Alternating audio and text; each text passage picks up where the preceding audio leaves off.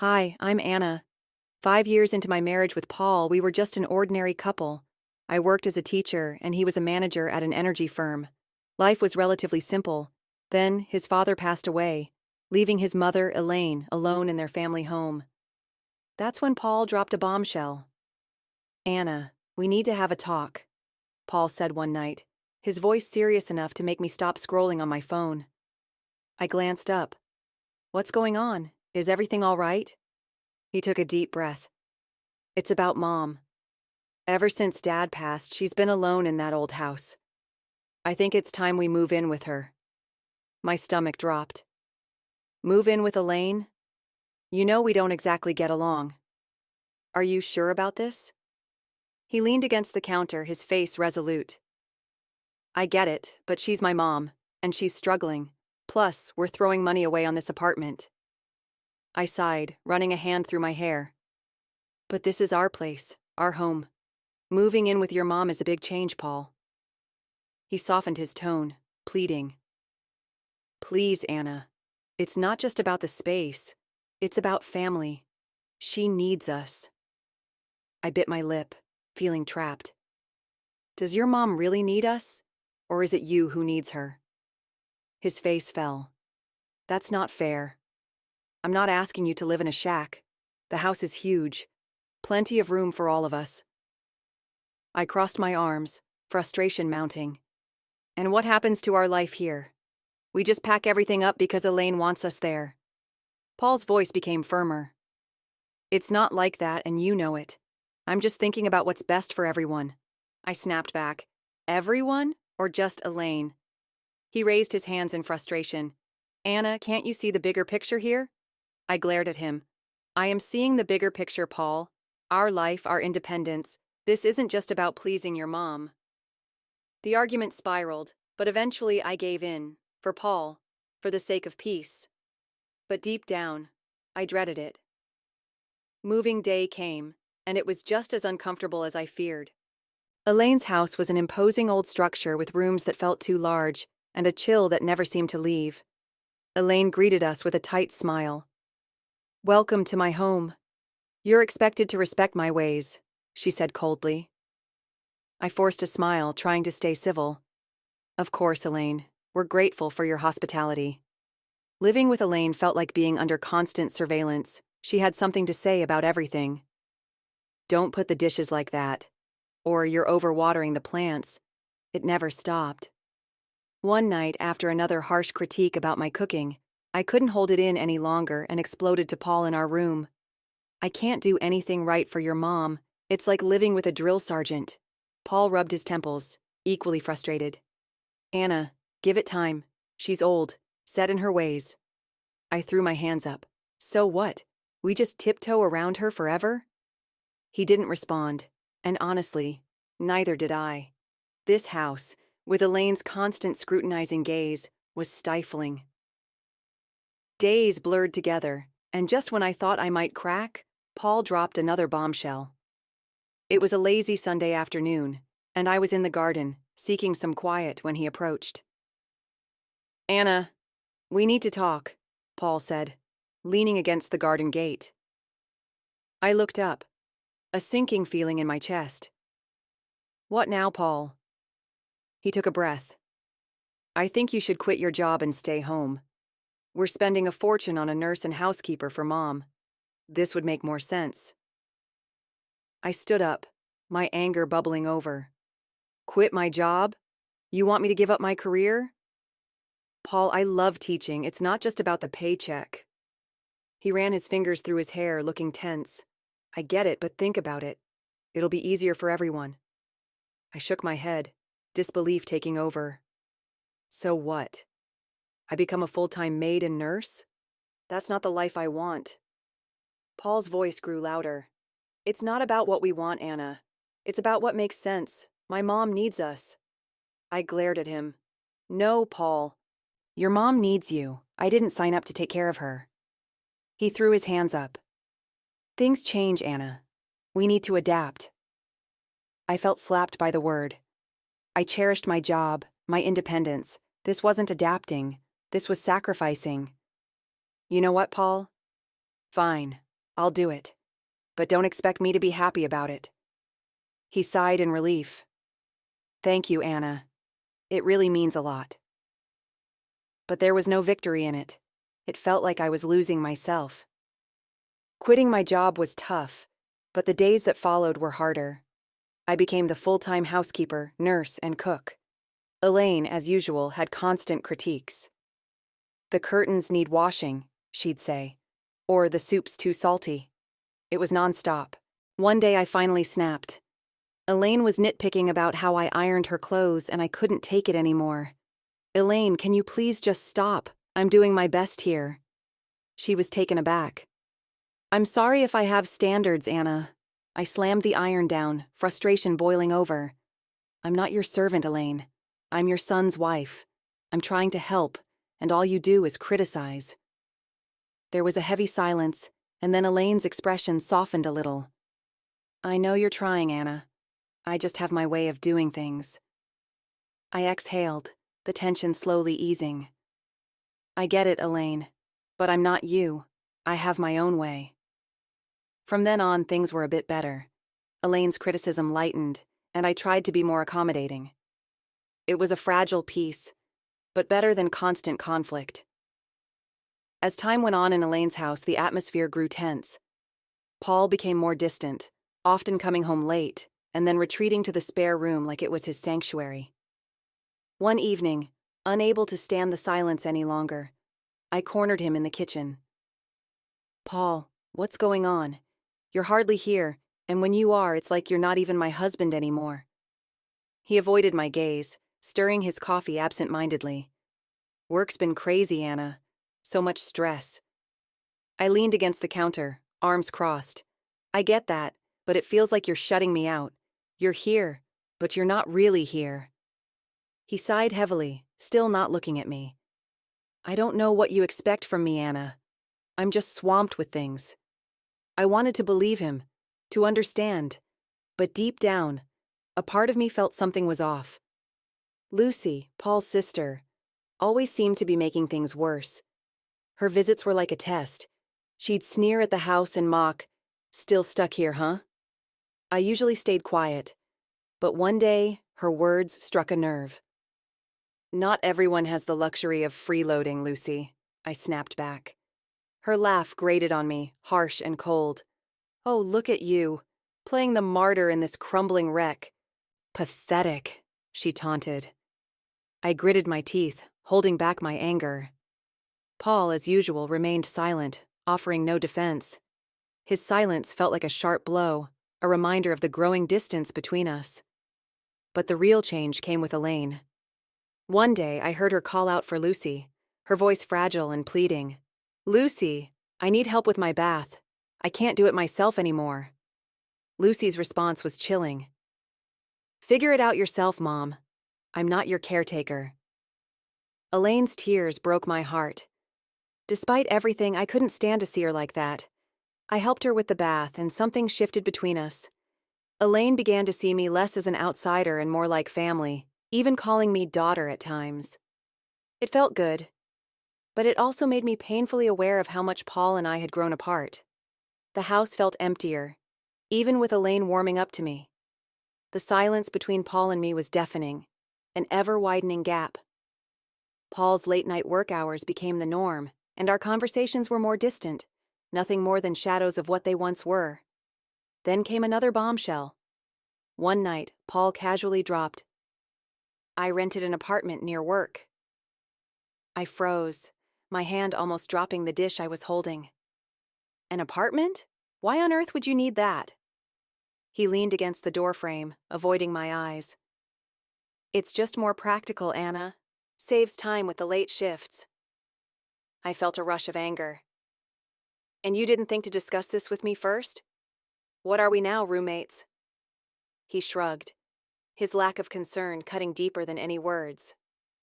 "I thought you'd be happy. Less stress about me being home late." I shook my head, incredulous. "Happy? Paul, this feels like you're living two lives. What's next? Another family?" He sighed, rubbing his temples. "Don't be dramatic, Anna. It's just business." I wanted to press further, but I knew it was pointless. Our talks had lost their meaning, and this was no different. The real shock came days later during a quiet moment with Elaine. We were sitting together, the stillness of the room oddly comforting, when she spoke, her voice low but steady. "Paul didn't buy that apartment with his own money," she said. I looked at her, confusion written on my face. "What do you mean?" Elaine hesitated before continuing, her voice tinged with sadness.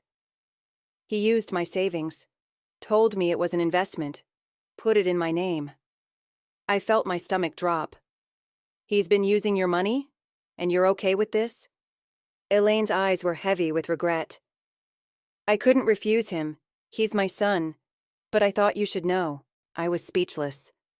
A secret apartment was bad enough, but to learn he used his mother's savings? I felt like I was married to a stranger. A few days later, I confronted Paul. "Why didn't you tell me the apartment was paid for with your mom's money?" He remained unfazed, almost defiant. "Because I knew you'd act like this. It's an investment, Anna. No big deal." I couldn't believe his lack of remorse. "An investment? You're risking your mom's money without telling me. What else aren't you sharing?" He turned away, brushing me off. "You wouldn't understand, Anna. It's business." The word business hung in the air like a wall between us, a convenient excuse for everything that was wrong. Living in Elaine's house was starting to wear on me. The once vibrant walls felt like they were closing in, and the creaky floorboards seemed to whisper of old secrets. One morning, I couldn't hold it in anymore. "Elaine, have you ever thought about updating the house?" I asked over breakfast. "It could really use a refresh." Elaine looked up, surprised. "Renovate? I haven't thought about that in years. It's a huge job." I felt a spark of excitement. "It doesn't have to be huge. A fresh coat of paint, new wallpaper, something to brighten the place up." Elaine paused, considering. "Well, I suppose it could add some life to the house. But are you sure you want to take it on?" I smiled, feeling determined. "Absolutely. It'll be a nice change." And so, I dove into the renovation, painting, picking out wallpapers, and even restoring some of the old furniture. It was tough work, but it felt like I was breathing new life into the house, and into myself. One day, Paul walked in while I was in the middle of painting. His face twisted with disbelief. "What are you doing to my mom's house?" he demanded. I stood up, wiping my hands. "Renovating, Paul. It's time this place got some care." His face flushed with anger. "You had no right to start making changes without consulting me. This is my family's home, not a project for you." I felt my frustration boil over. "Your home? When was the last time you even cared about this place, Paul? I'm doing something positive here." He took a step toward me, his voice rising. "You always do this, Anna. Take control and push everyone aside." I stared at him, shocked. "Take control? Paul, I'm trying to make this place livable. Maybe if you spent more time here, you'd notice." Before he could respond, Elaine entered the room. "What's going on here?" Paul turned to her, his anger still simmering. "Mom, did you know about this? About her changing the house?" Elaine looked between us, then back to Paul. "Yes, I did. And I'm happy she's doing it. This house needed a change, and Anna's doing a great job." Paul's face went pale. "But it's our family home." Elaine's tone became firm. "It's my home, Paul, and I want this. Anna has every right to do what she's doing." Paul stormed out, leaving Elaine and me in a heavy silence. I felt a blend of triumph and sorrow. While the house was undergoing change, the emotional distance between Paul and me seemed to widen. The day Elaine had her stroke, everything in our lives shifted. I was there, witnessing her rapid decline, her speech faltering, her strength fading.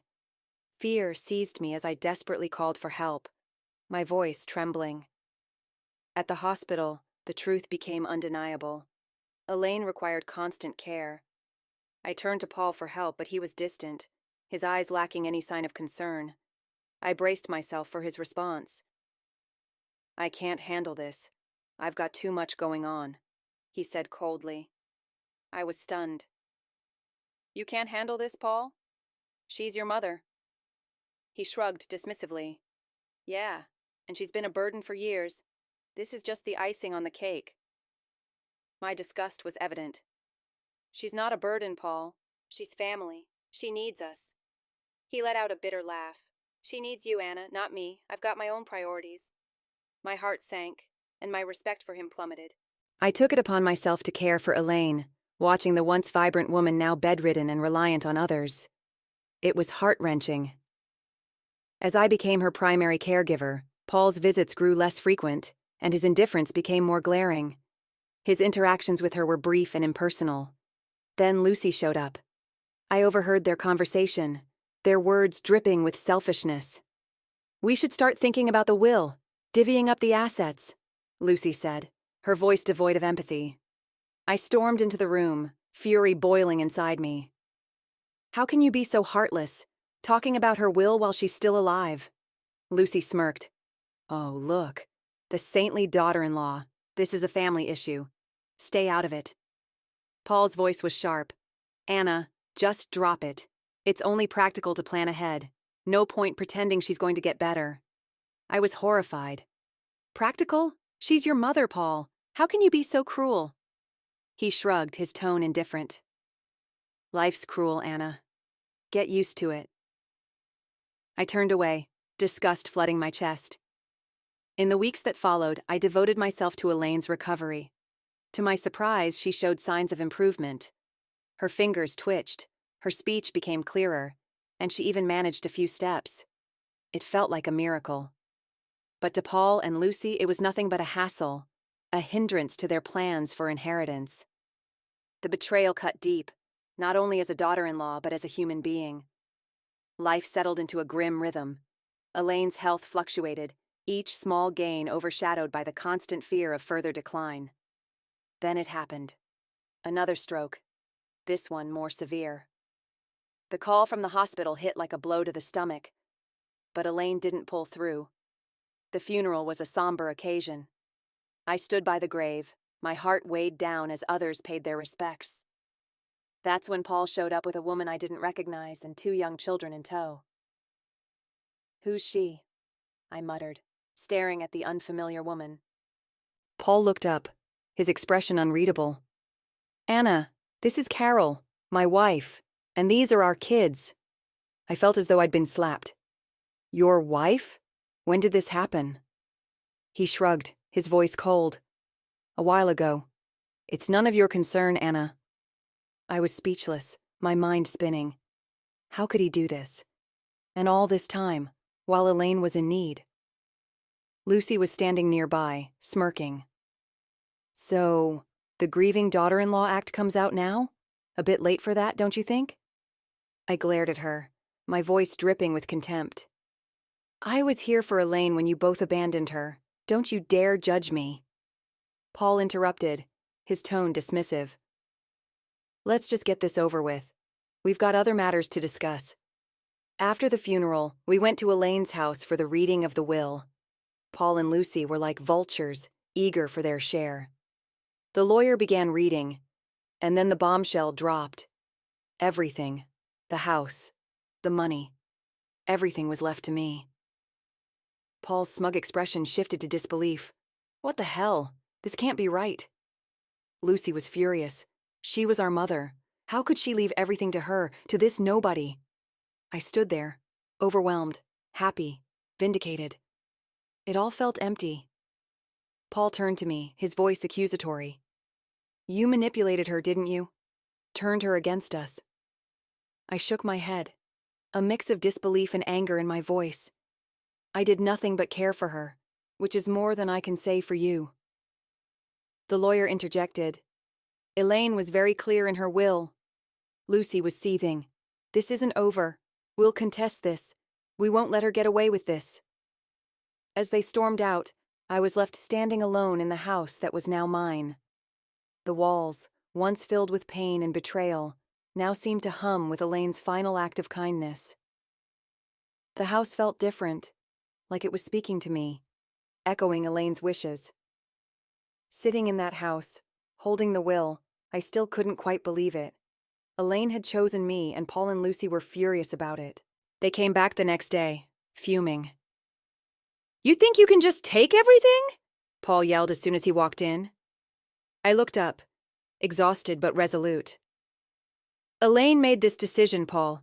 It was her choice." Lucy was red with anger, shouting, "You took advantage of a sick old lady. We won't let you get away with this." I stood tall. "Took advantage? I was there for her, unlike you two. She chose to leave it to me." Paul fumed. "You think you've won? You think you can just take it all?" I sighed deeply. "I didn't take anything, Paul. Elaine gave it to me because I actually cared." Their shouting continued, but it was just noise, drowned out by the truth I knew. I was there for Elaine when they weren't. Then the lawyer arrived with the video Elaine played. Her voice filled the room as she explained. "I left everything to Anna because she was like the daughter I never had. She was there when my own children weren't. She deserves it all." The room fell silent.